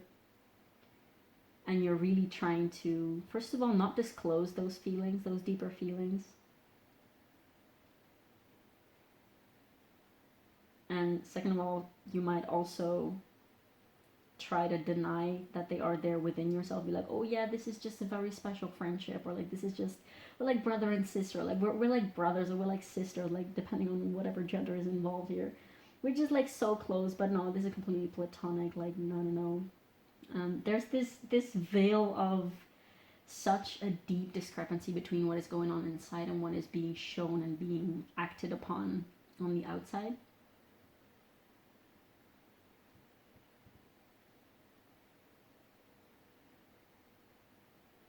Yeah, I feel like this orcable person, especially the fact that their like keyword is adventure, that they might like, if this is about romance, they might like to explore different people. Like they might not want to be pinned down. Again, I get a lot of Aquarius energy from here.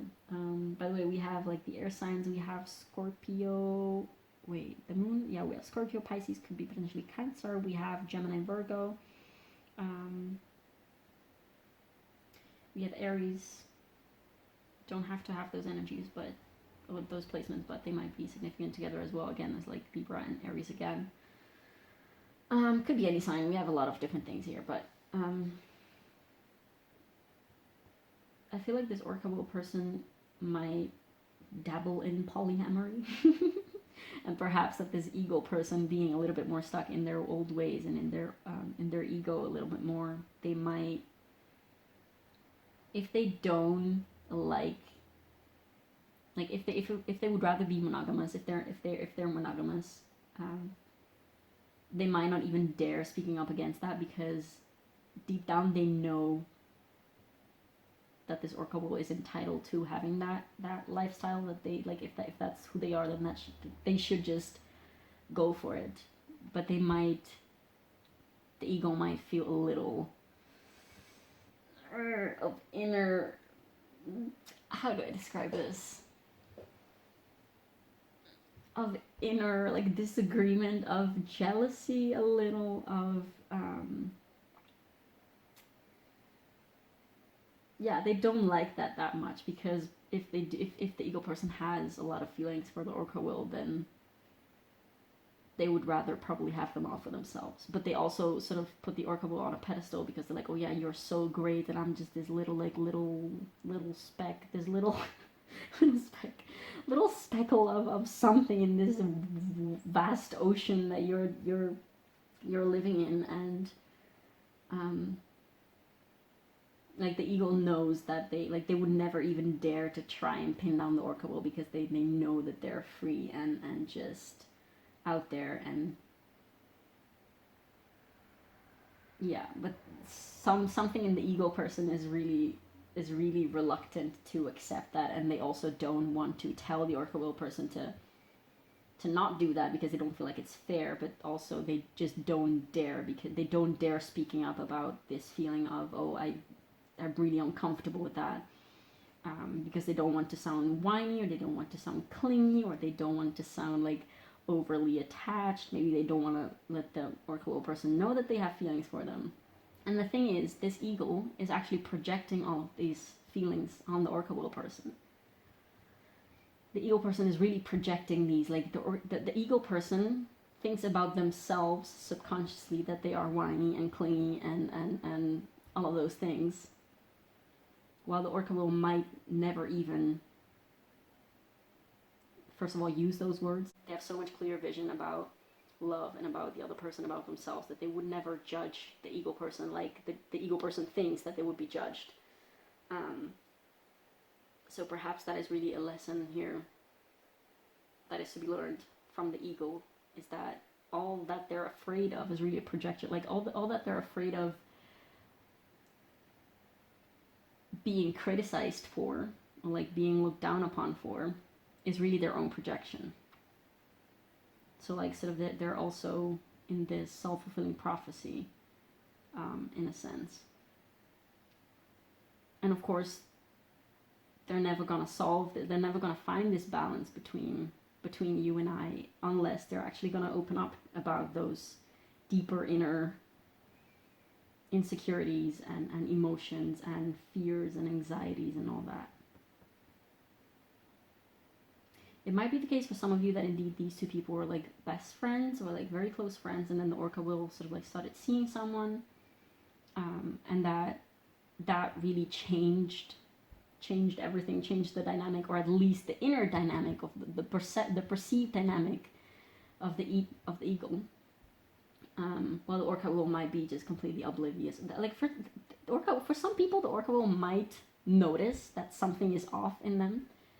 For some other people, the orca will might just be completely oblivious to this, because of course, like unless the orca will has actual like clairsentience or clairvoyance or anything like that they can actually sort of like literally see through the ego. But otherwise, for other people, like the orca will might never know unless the ego person literally tells them about what is going on inside of them. Because of course, like if they don't tell them, if they just pretend that everything is okay, then how is the orca person ever gonna know? How are you gonna ever reach that balance if you don't even make steps towards it? So of course, like you can only reach this balance between you and I if you reach some sort of balance within yourself, if you stand up for yourself, of course, and if you also acknowledge the individuality of the other person, if that makes any sense. So like this ego person really has to first come closer to themselves because before they actually can come close to another person. I feel like this Orca person is, since they are so in touch with themselves, they are already, they're already much more out there also in terms of like connections with people, and they're not afraid to dive into new connections with people, also like romantic or sexual encounters with other people. They're already exploring this whole Libra balance between other people, but the ego still has to master being in touch with themselves. Sorry, don't want to assume genders of anyone, but that's like getting a lot of masculine energy. Okay, so that was pretty much all that I'm getting. Now I'm gonna pull some advice cards from my Moonology deck. Why am I having trouble speaking today? Okay, so give it a couple good shuffles. These are all pre-shuffled, by the way, always, but you know, just for the sake of you guys like it when cards get shuffled on camera. Okay, so I want to take 5. I'll take these 2. So the first is don't let pride get in your way. This card literally came out in all 3 piles. Adjustments are required with 3rd quarter moon. So like this don't let pride get in your way is the full moon in Leo, which again came out in all 3 piles. Full moon in Leo is I believe gonna come up in somewhere in February if you're watching this soon, like close to when I'm uploading it. Of course, this is a timeless reading, so it's good for whenever you find it, but yeah, just thought I would mention that. So, a couple more pieces of advice from the moon for pile 3, please. There you go. I'm going to take these 2. The answers you need are coming. Full moon in Gemini. Okay, so if you are the Orca person and you are aware of the fact that the other person, like the ego person, is not opening up, they might soon, okay? Because they might be being eaten up on the insides because of this, like, these feelings are sort of like eating them up from the inside. So they might actually burst at some point, I hope in a constructive way. But they might actually be tired of holding back, and they might actually come towards you and give you at least some type of insight. They might sort of test the waters first and sort of like maybe put it on a joking way, since we have we have Gemini energy here. They might put it in a little joking way, or like putting it on a sarcastic note, be like, you know, just making comments about maybe your date if that is the situation. But just in general, they might just put a sarcastic note on their feelings for you if that's the case. Now we have meditate and contemplate with new moon in Pisces. Yeah, this is, on the other hand, a message for the ego person, that there's this need to turn inwards and get clear on what it is that they're feeling and get clarity on their feelings.